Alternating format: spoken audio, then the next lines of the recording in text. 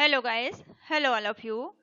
Question answer की series में हमने आपके लिए एक नया कोर्स स्टार्ट किया था FST 01। ठीक है, ये आपका विज्ञान और प्रौद्योगिकी है, साइंस एंड टेक्नोलॉजी। अगर आप बीए में हैं, बीकॉम में हैं या बीएससी कर रहे हैं या फिर बीए कर रहे हैं या इसके अलावा भी कोई कोर्स अगर आप कर रहे हैं और आपका ये सब्जेक्ट है तो आप इसे देख सकते हैं। ये सब्जेक्ट बहुत सारे डिग्री कोर्सेज में चलता है। ठीक है, तो इसे आप देख सकते हैं।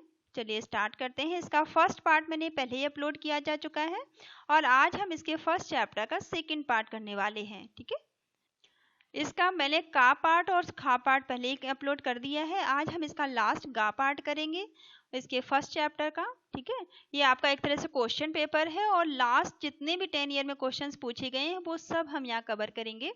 इससे बाहर आपसे कुछ भी नहीं पूछा जाएगा। अगर आप ये वीडियो देखकर चले जाएंगे तो आप अच्छे से अपना पेपर कर पाएंगे। तो चलिए स्टार्ट करते हैं। फर्स्ट क्वेश्चन है, पूछा गया है कांस्य युग में धातुओं के उपयोग तथा परिवहन व्यवस्था पर विस्तार से अध्ययन कीजिए। ठीक है, कांस्य युग में आपसे पूछा गया धातुओं के बारे में और परिवहन के बारे में। क्वेश्चन कैसे भी घुमा के आएगा, ये दो चीजें जहां भी आएंगी आपको आंसर यही करना है। ठीक है, पाषाण युग के आभूषणों और गले के हारों में धातुओं के टुकड़े पाए गए हैं, परंतु पीट पीट कर विभिन्न आकारों में बनाए गए तांबे पिंड व्यवहारिक रूप से बहुत उपयोगी नहीं थे, क्योंकि इनके बनाए गए औजार और हथियार इस्तेमाल करने लायक नहीं थे। ये बहुत मुलायम होते थे। मिट्टी के बर्तन बनाने के लिए बनाई गई आग की भट्टियों के विकास के बाद तांबा तैयार करने के लिए ताम्र अयस्कों का इस्तेमाल होने लगा। ठीक है, बाद में रांगे और तांबे की मिश्रित धातुओं की खोज हुई। ठीक है, बाद में किसे खोज निकाला गया? रांगे और तांबे की मिश्रित धातुएं खोज निकाली गई। यह तांबे से ज्यादा ठोस, ज्यादा कठोर और मजबूत थी तथा उसे बड़ी आसानी से उपकरणों और हथियारों में ढाला जा सकता था। ढालने के लिए पिघले हुए तांबे और रांगे के मिश्रण को सांचे अथवा किसी बर्तन में डाला जाता था। मिश्रण के ठंडे हो जाने पर वह बर्तन का आकार ले लेता था। इस प्रकार इससे बनाए गए कुछ औजार और हथियार पत्थर से बने उपकरणों और हथियारों से कहीं अधिक ज्यादा मजबूत होते थे और आसानी से तैयार किए जा सकते थे। नई धातुओं के इस्तेमाल का अर्थ था कृषि तथा बढ़ईगिरी, राजगिरी, चिनाई, औजार और बर्तन बनाने जैसे अन्य तकनीकी क्षेत्रों में क्रांतिकारी परिवर्तन। कांस्य युगीन सभ्यता में यह नई धातु दुनिया के विभिन्न भागों में बड़े पैमाने पर हथियार और उपकरण बनाने में इस्तेमाल की जाने लगी। ठीक है, ये मिश्रित धातु देखिए कितनी इंपॉर्टेंट है, जिसका इस्तेमाल हम आज भी करते हैं। ठीक है, तथा यह दूर दराज के देशों से व्यापार करने की वस्तु बन गई थी। ठीक है, यानी कि इसका इस्तेमाल हम व्यापार के लिए भी करने लगे थे। नदी घाटी सभ्यता की पहचान नदियों के किनारे बसी उनकी बस्तियां और शहर थे। ठीक है, नदी घाटी सभ्यता की पहचान क्या थी? जो नदियों के किनारे बसे हुए शहर थे, जो बस्तियां थी, वही नदी घाटी सभ्यता की पहचान थे, जिनके विकास के लिए अन्य चीजों के अलावा अट्टालिकाएं और मकान बनाने के लिए पत्थर और लकड़ी की आवश्यकता थी। इन्हें दूर दूर से लाना पड़ता था। शहरों में एक और महत्वपूर्ण बात यह थी कि प्रत्येक व्यक्ति भूमि पर निर्भर नहीं था। ठीक है, शहरों की एक खासियत और क्या थी तब भी और आज भी, कि हर एक व्यक्ति भूमि पर निर्भर तब भी नहीं था और आज भी नहीं है। खदानों का उत्पादन काफी मात्रा में होता था, जिससे कुछ लोग व्यापार तथा अन्य काम धंधा करके अपनी आजीविका चला सकते थे। अतिरिक्त खाद्यान्न का व्यापार संसाधन या संसार के विभिन्न भागों में तैयार की जाने वाले अन्य वस्तुओं से विनिमय के रूप में किया जाता था।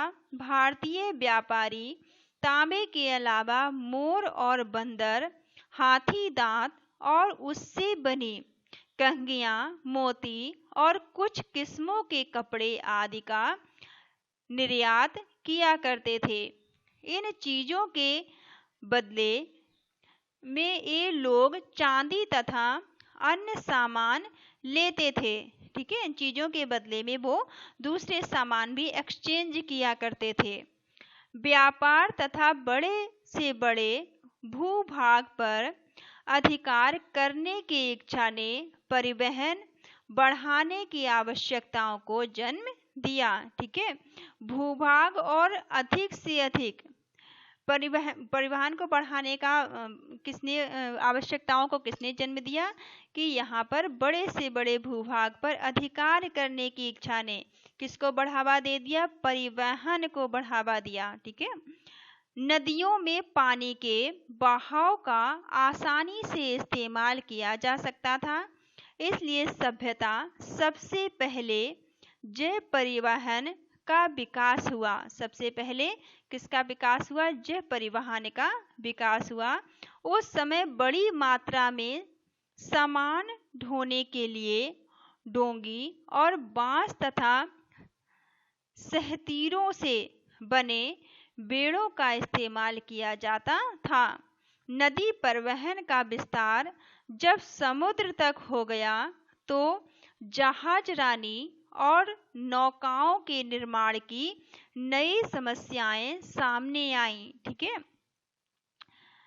नदियां तो सड़कों के समान एक ही दिशा में बहती हैं। ठीक है, जो नदियां थी वो सड़कों की समान ही, सड़कों की तरह एक ही दिशा में बहती हैं, एक ही दिशा में चलती हैं। परंतु समुद्र में आदमी आसानी से अपने मार्ग से भटक सकता है, लेकिन ठीक है समुद्र ऐसा नहीं है, समुद्र में लोग भटक सकते हैं। इसलिए दिशा और स्थिति ज्ञात करने के लिए, इसलिए दिशा का और स्थिति का ज्ञान करने के लिए क्या किया गया? नए तरीके इजाद करने की आवश्यकता थी। इसका सबसे पुराना तरीका था भूमि ढूंढने वाले पक्षियों, ठीक है, जो पक्षी थे, भूमि ढूंढने वाले जो पक्षी थे, से स्थिति का ज्ञान हासिल करना। सूर्य और तारों से दिशा मालूम करने का तरीका भी काफी प्रचलित था। ठीक है, आपने सुना होगा पहले लोग सूर्य से, तारों से दिशा का ज्ञान कर लिया करते थे। ठीक है, चलिए इसमें सेकंड क्वेश्चन है, आपसे पूछा गया है कि सिंधु नदी घाटी की सभ्यता के विनाश के क्या कारण थे। ठीक है, या सिंधु घाटी सभ्यता के विनाश के क्या कारण हो सकते हैं, ये आपको इसमें बताना है। चलिए सेकंड का आंसर देख लेते हैं। यह पूर्ण तथा नगरीय सभ्यता थी। ठीक है, सिंधु घाटी सभ्यता थी, कैसी थी? ये पूर्ण तथा नगरीय सभ्यता थी। बड़े बड़े भवन जो पक्की हुई ईंटों से बने होते थे। ठीक है, जो बड़े बड़े घर थे, बड़े भवन थे, वो पक्की ईंटों से बने थे उस समय को देखकर इस सभ्यता की समृद्धि का पता चलता है। इसके नगरों की जल विकास प्रणाली अद्भुत थी। नगर की सभी सड़कें काफी चौड़ी और एक दूसरे को समकोण पर काटती थी। सिंधु घाटी सभ्यता की लिपि चित्रात्मक थी, फिर भी लिपि में एक रूपता तथा मानकीकरण, माप तौल पद्धति जो बाइनरी सिस्टम पर आधारित थी। ठीक है, बाइनरी सिस्टम पर यह आधारित थी कि एक रूपा जो इसकी एक रूपता पूरे क्षेत्र में पाई जाती थी। मतलब इसकी जो प्रणाली थी, जो इसकी बनावट थी, पूरे क्षेत्र में एक जैसी थी। ठीक है, ऐसा नहीं था कहीं दूसरी तरह से हो, कहीं दूसरी तरह से हो, ये एक ही तरह से बनी हुई थी। हड़प्पा का शासन सभ्यता वर्णिक वर्ग के हाथ में थी। ठीक है, जो हड़प्पा शासन की सभ्यता थी वो वर्णिक वर्ग के हाथों में थी। सिंधु सभ्यता का पतन, यह सभ्यता अपनी समकालीन सभी सभ्यताओं में चरमोत्कर्ष पर थी। इतना सुंदर व्यवस्था, नगर नियोजन और जल विकास प्रणाली तकनीकी किसी भी सभ्यता में नहीं पाई जाती है। ठीक है, ये इतनी सुंदर जो बनावट थी, प्रणाली थी, और जल निकास प्रणाली थी, इसकी सुंदर व्यवस्था थी, नगरीय जो नियोजन इसका था बहुत सुंदर था, और ये कहीं और नहीं देखने को मिली है अभी तक। फिर भी सब इस सभ्यता का पतन हो गया, इसके बावजूद भी ये सभ्यता खत्म हो गई, इसका पतन हो गया। तो इसके क्या कारण हो सकते हैं? निम्नलिखित कारण इसके समझे जा सकते हैं।